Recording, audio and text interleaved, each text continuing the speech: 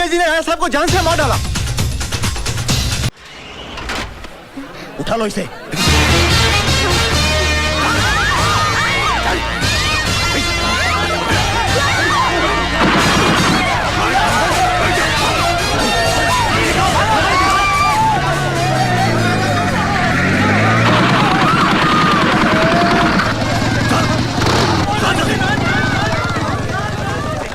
आतंकवादी द्वारा मंत्री की बेटी का अपहरण, आज की ताजा खबर, आज की ताजा खबर। आतंकवादी दिन दहाड़े मंत्री की बेटी को उठाकर ले गए, आज की ताजा खबर, आज की ताजा खबर। केंद्रीय मंत्री वीरभद्र सिंह उर्फ राजा साहब की बेटी भारती को आज उग्रवादियों ने कॉलेज के ग्राउंड से ही उठा लिया और बदले में उन 4 खूंखार आतंकवादियों को रिहा करने की मांग की, जिन्हें हमारे भारतीय जवानों ने जान की बाजी लगाकर गिरफ्तार किया था। इस मामले ने अब गंभीर मोड़ ले लिया है।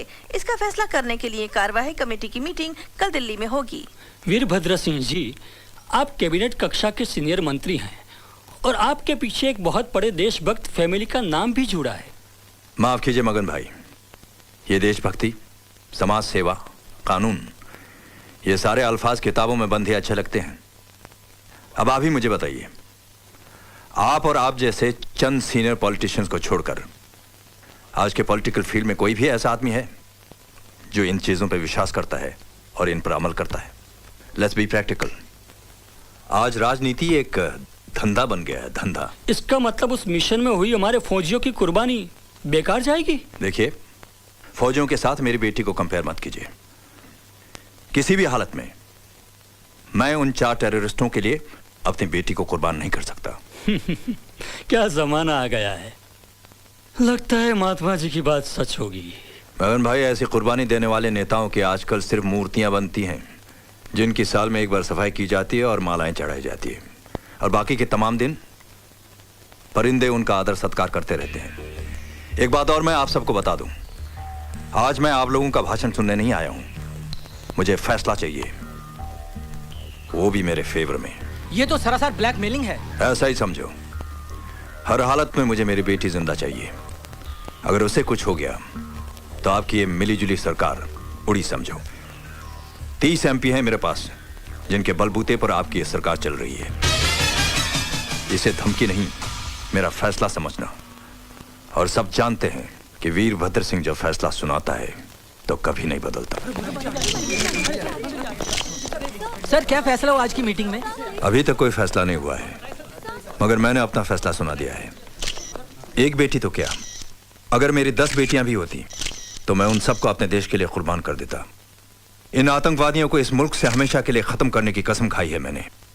और ऐसे मौके पर अगर हम जैसे लीडर झुक जाएं तो इस देश की जनता का क्या होगा, इस देश का क्या होगा?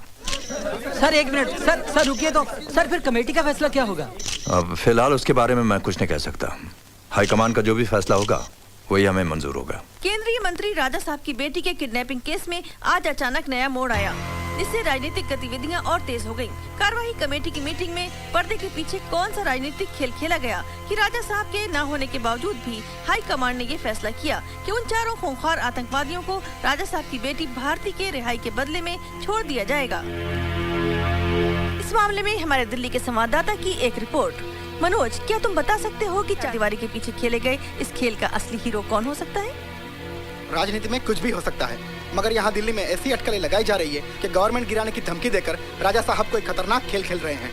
मगर इन सारी बातों पर अब तो पर्दा पड़ा ही रहेगा, क्योंकि आज रात को ही उन 4 आतंकवादियों को छोड़ दिया जाएगा और भारती अपने घर वापस लौटेगी और उसकी इस वापसी का राज हमेशा राज ही रहेगा। मनोज बाजपेयी, नई दिल्ली, आज तक।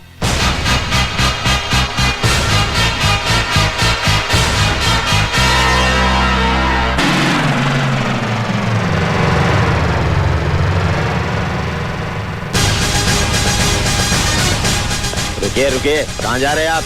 मंत्री अंदर है। मैं उनके घर गया था तो पता चला कि वो यहाँ पर है। साहब की जब तबीयत खराब होती है तब वो इस फार्म हाउस में आराम करने आते हैं। उनसे यहाँ कोई नहीं मिल सकता। कोई मिले या ना मिले, आज मैं तुम्हारे साहब से मिलकर ही जाऊंगा। आप किसी भी कीमत पर अंदर नहीं जा सकते।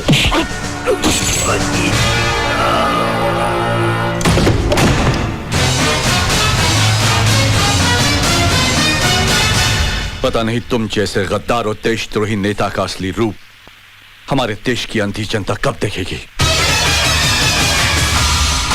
कल तक तो टीवी इंटरव्यू में बड़े बड़े भाषण दे रहे थे कि मेरी एक बेटी तो क्या, अगर मेरे 10 संतान भी होते तो मैं उसे देश के लिए कुर्बान कर देता। और एक ही दिन में सब कुछ बदल दिया, करवा दी उन 4 कमीनों की रिहाई अपनी बेटी की जान के बदले में। अरे शर्म आती है मुझे तुम जैसे गंदे नेता को देखकर। मेजर, तुम अपने हद से आगे बढ़ते जा रहे हो। अब एक फौजी की खोपड़ी गर्म हो जाती है तो अपनी हद ही क्या, दुश्मन की सरहद भी पार कर जाता है। जानते हो उन कमीनों ने कितने हिंदुस्तानियों का खात्मा किया, कितनी औरतों का सुहाग उजाड़ा, कितने मासूम बच्चों को यतीम किया। उन्हें पकड़ने के लिए हमारे कितने जाबाज जवान शहीद हुए। और तुमने एक लड़की, तुम्हारी बेटी की खातिर उन 4 आतंकवादियों को छुड़वा दिया। राजा साहब, सरकारी कुर्सी बाप की मोहब्बत निभाने के लिए नहीं, देश की रक्षा के लिए दी जाती है। सच कह रहे हैं आप, बिल्कुल सच। भारती, तुम? हाँ मैं। आज मैं भी अपने बाप का असली रूप देखने यहाँ चली आई हूँ और पता चला कि बीमारी के बहाने आप यहाँ कौन सा आराम फरमा रहे हैं। भारती, तुम भी इन वर्दी वालों की बातों में आ गई। आप इस देश की जनता की आंखों में धूल झोंककर उन पर राज कर सकते हैं पापा, मगर अब अपनी बेटी की आंखों में धूल झोंककर उसके दिल पर बाप बनकर राज नहीं कर सकते। मुझे शर्म आती है आपको बाप कहते हुए भी, जिसके बाप ने आजादी की जंग में अंग्रेजों की गोलियां अपने सीने पर खाकर इस देश को आजादी दिलवाई थी, और आज उसी का बेटा आतंकवादियों से गले मिलकर अपने ही देश को लूट रहा है। भारती, बंद करो ये बकवास। ये बकवास नहीं, हकीकत है। आज मुझे ये भी मालूम हो गया है कि उन 4 को छुड़वाने के लिए आप ही ने मेरे अपहरण का नाटक रचा था, और फिर बाद में आप ही ने सरकार को गिराने की धमकी देकर सरकार को दबाव में लाकर उन 4 को छुड़वा दिया। देश का प्रधानमंत्री बनने की लालच ने आपको इतना गिरा दिया है कि आपने अपनी खुद की बेटी का भी इस गंदी राजनीति में इस्तेमाल किया। बस करो बेटी। मत कहिए मुझे बेटी। आज से मैंने वो सारे रिश्ते तोड़ दिए हैं जो हमारे बीच थे। अब मैं आपको सारी दुनिया के सामने बेनकाब कर दूंगी और देशवासियों से चिल्ला चिल्ला के कहूंगी कि देखिए इस आदमी की असलियत। जिसे तुम प्रधानमंत्री बनाना चाहते हो वो आदमी कितना कमीना है। अरे जो अपनी बेटी को बेच सकता है वो एक दिन कुर्सी के लिए अपनी माँ को, अपने वतन को भी बेच देगा। बदतमीज!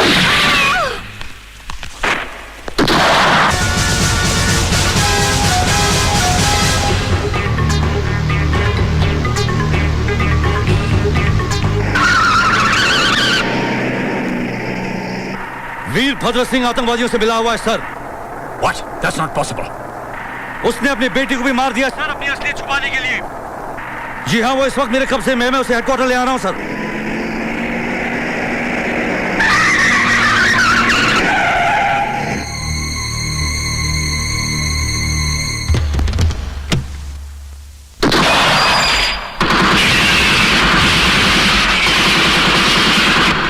Major Rathore.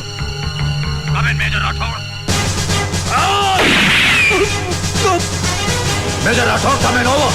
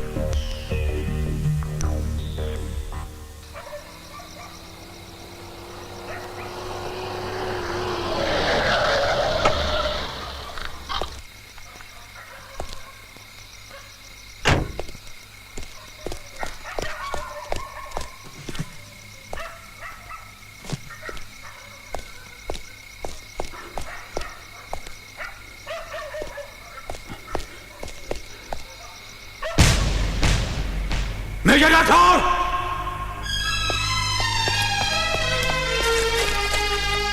Major Rathore! Major Rathore! Major Rathore! Major Rathore! Major Rathore! Major Rathore की मौत इस जंग की शुरुआत थी। लोग कहते हैं शैतान की उम्र लंबी होती है, इसीलिए मेरी गोली से 2 बार बच गया साला।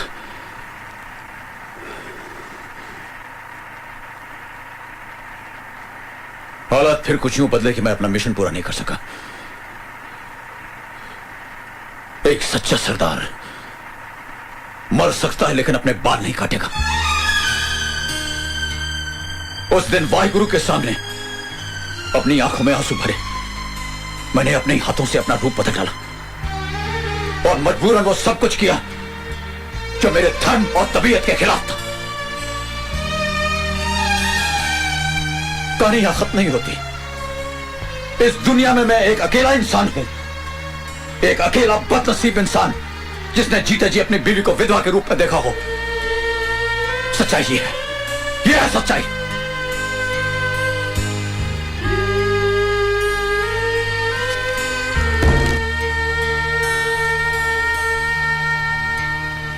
जिस मकसद से मैं आपका आर्मी हेडक्वार्टर लेके जा रहा हूं वो तो पूरा हो गया, लेकिन आपका मकसद अभी पूरा नहीं हुआ और कानून के दायरे में रहकर पूरा भी नहीं होगा।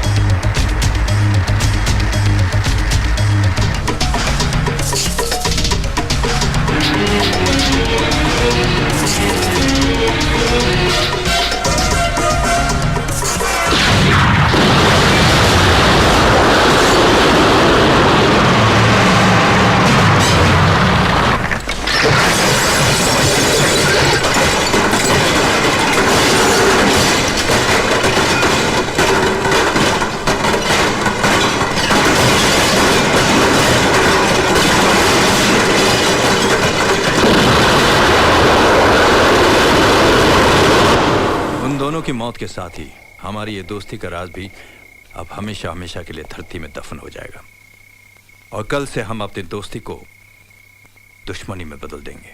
वो अपनी दुश्मनी? हाँ, मगर सिर्फ दुनिया की नजर में। वो कैसे? मैं कुछ समझा नहीं। ओए, आने वाली नवरात्रि में तुम्हारा यह ऐलान होगा कि वैष्णो देवी के मंदिर में तुम पूजा नहीं होने दोगे। उस ऐलान के सामने हमारा यह चैलेंज होगा कि किसी भी कीमत पर हम माता के मंदिर में जाकर पूजा करके ही रहेंगे। चंगेजी, अगर हमारा यह मकसद कामयाब रहा तो समझ लो मैं नेशनल हीरो बन जाऊंगा। उसके बाद लाल किले पर तिरंगा लहराने से मुझे कोई नहीं रोक सकता। इंशाअल्लाह, इंशाअल्लाह। कुख्यात आतंकवादी गफूर चंगेजी ने वैष्णो देवी मंदिर में कल से होने वाली नवरात्रि की पूजा को न होने देने का ऐलान किया और उसके इस ऐलान पर मंत्री वीरभद्र सिंह ने उसे ये कहकर ललकारा है कि वो किसी भी कीमत पर वहां जाकर पूजा करेंगे। इस मामले में हमारे संवाददाता के पूछने पर वीरभद्र सिंह और गफूर चंगेजी की अलग अलग बातचीत। इस बार का ऐलान मंदिर की सीढ़ियों पे खून की नदियां बहा देगा और किसी में इतना दम नहीं है कि इस चंगेजी के ऐलान को ललकार सके। अरे कह दिया, इस साल नवरात्रि की पूजा नहीं होने देगा तो नहीं होने देगा। सर, चंगेजी के ऐलान के बारे में आप कुछ कहना चाहेंगे? हाँ, लोग बोलते रहते हैं। वो कहावत आपने सुनी होगी, कुत्ते भौंकते रहते हैं और कारवां निकल जाता है। ये हिंदुस्तान है। हिंदुस्तान में ऐसा कभी नहीं हो सकता कि किसी के कहने पर किसी मंदिर में पूजा रोकी जाए। मैं वादा करता हूं, उस मंदिर में सबसे पहले मैं ही खुद जाकर पूजा करूंगा, चाहे अंजाम कुछ भी हो जाए। अब चंगेजी और हम दोनों एक्टर बनने लायक हो गए हैं। ये आप लोग क्या कह रहे हैं? Yes sir, this is a fact. ये उनका प्लान है। अगर उनका ये प्लान कामयाब हो गया, ऐसा हो गया तो आतंकवाद फैलेगा। वो लोग हिंदुस्तान के टुकड़े कर देंगे sir. You may proceed. Thank you sir. Colonel Sodhi. Sir, army की नजरों में अब तुम वही देशभक्त और वफादार सिपाही हो। Thank you sir. मिशन की शुरुआत से पहले मैं तुम्हें एक सरप्राइज देना चाहता हूं।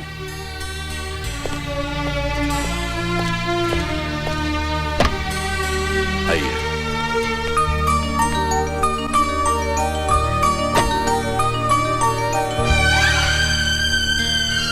अब अमृता भी तुम्हारी सच्चाई और वफादारी के बारे में जान गई है। मैंने इसको सब कुछ बता दिया है।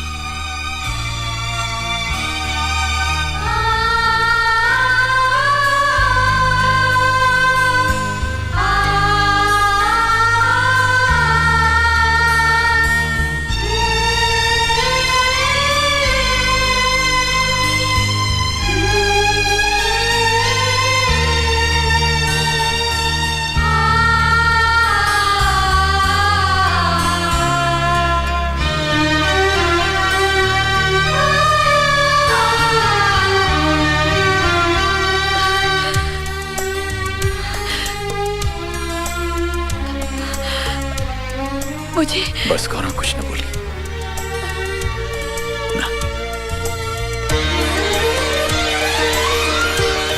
पापा। पिंकी, अच्छा।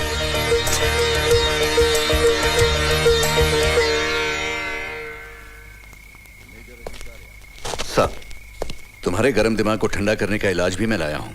सर, वो देखो।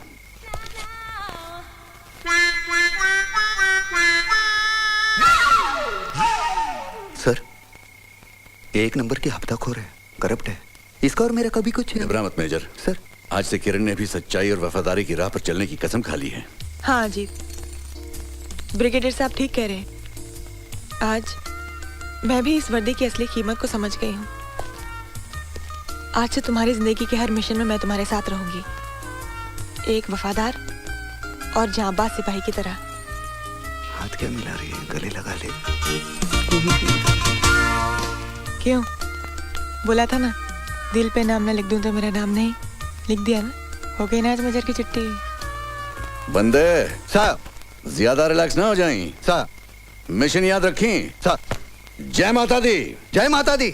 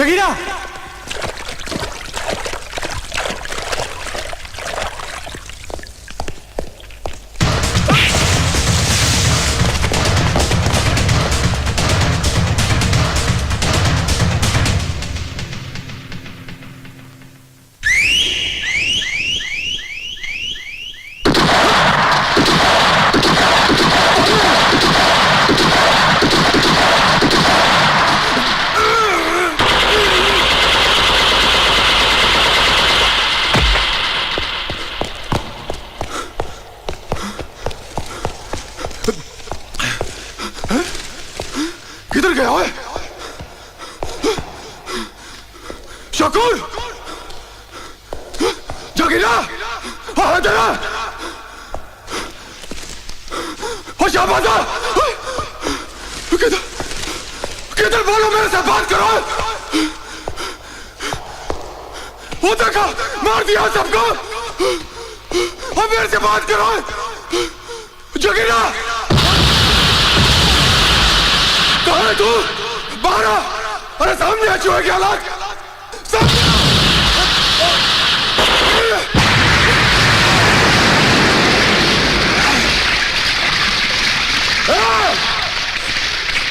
चूहे की औलाद, सामने आ।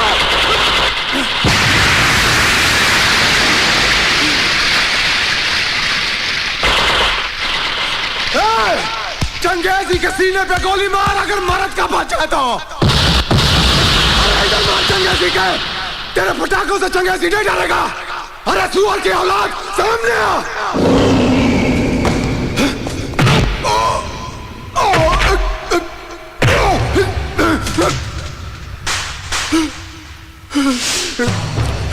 बख्श, बख्श दे, तू चंगेजी की जान बख्श दे रे, बख्श दे।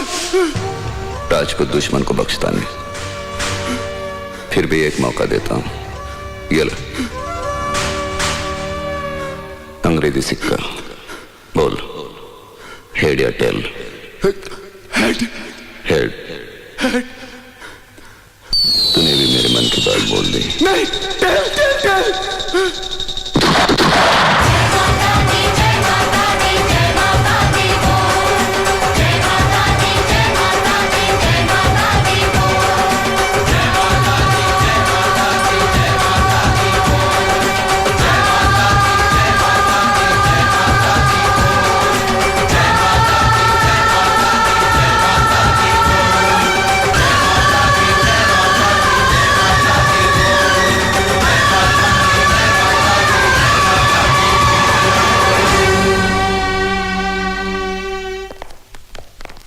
साहब, इस गेस्ट हाउस में हमारे खाने और आराम करने का इंतजाम किया गया है। हम लोग भोजन के बाद यहाँ से चलेंगे, तब तक आप इत्मीनान से आराम कीजिए और खाना खाइए। हाँ ठीक है। पता नहीं लोग पैदल चल कर पूजा करने के लिए इतना ऊपर कैसे चले आते हैं। मेरे तो पैरों की हालत खराब हो गई, बाप रे।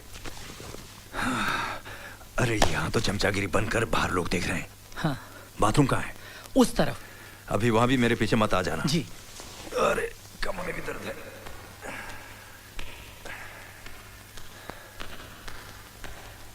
अरे भाई कहाँ है, लेफ्ट को कि राइट को? सामने है सर।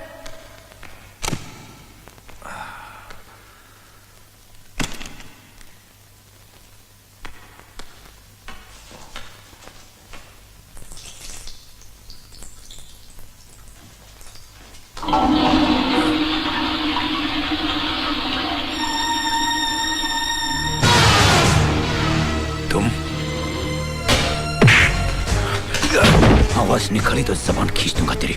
जानते हो मैं कौन हूं? अच्छी तरह जानता हूं तू कौन है। यहाँ के पॉलिटिकल सिस्टम की नाजायज औलाद है। वतन बेचने वाला अपनी ही माँ का दलाल है तू। तुम्हारा सबसे बड़ा गुनाह तो यह है कि तूने आर्मी के साथ राजनीति खेली, और आज तो तूने धर्म की गंगा को भी अपनी गंदी राजनीति की गटर में बहा दिया। मैं चाहूं तो तुम्हें अभी खत्म कर दूं, लेकिन तुम जैसे गद्दारों का अंत एक अलग अंदाज से होगा। तुम कहलाए जाओगे शहीद, लेकिन मौत मिलेगी कुत्ते की। खबरदार कोई भी हिला तो, नहीं तो मेजर अजीत की खोपड़ी को रोशनदान बना दूंगा। Relax, relax. कहां है वो देशभक्त, वो धर्म का रखवाला, जिसने मेरी धमकी के बावजूद इधर आने की हिम्मत की है? Don't fire. किधर है वो? बाथरूम में।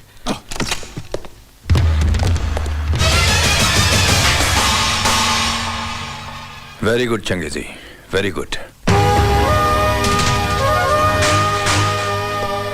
वेरी गुड नहीं, वेरी बैड, वेरी बैड।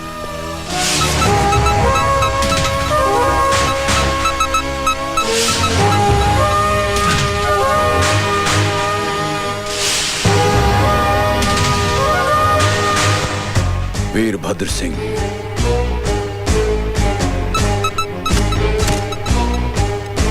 अब तुम इस दरवाजे से बाहर भागोगे और चंगेजी तुम्हारा पीछा करेगा। चलो भागो।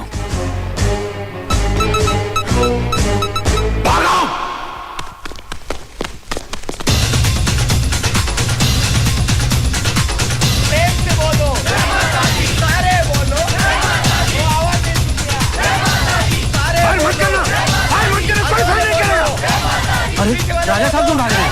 हाँ यार, कुछ गड़बड़ हुई लगती है। हटाओ हटाओ हटाओ,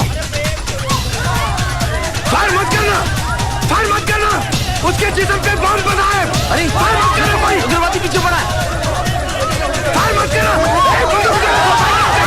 फायर मत करना, कोई फायर नहीं करेगा, फायर मत करना। अरे अरे ये तो वही चंगेजी है। अरे ये तो बहुत खतरनाक उग्रवादी है।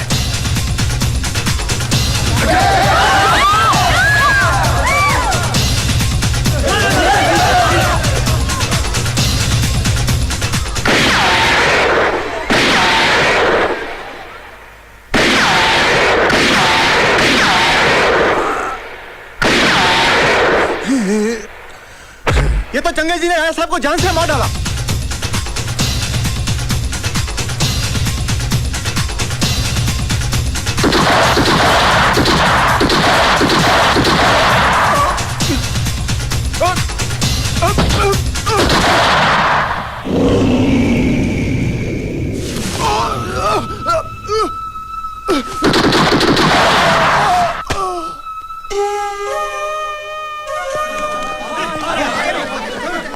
वाह, क्या शहीद की मौत मिली है राजा साहब को। हाँ यार, जान देकर अमर हो गए।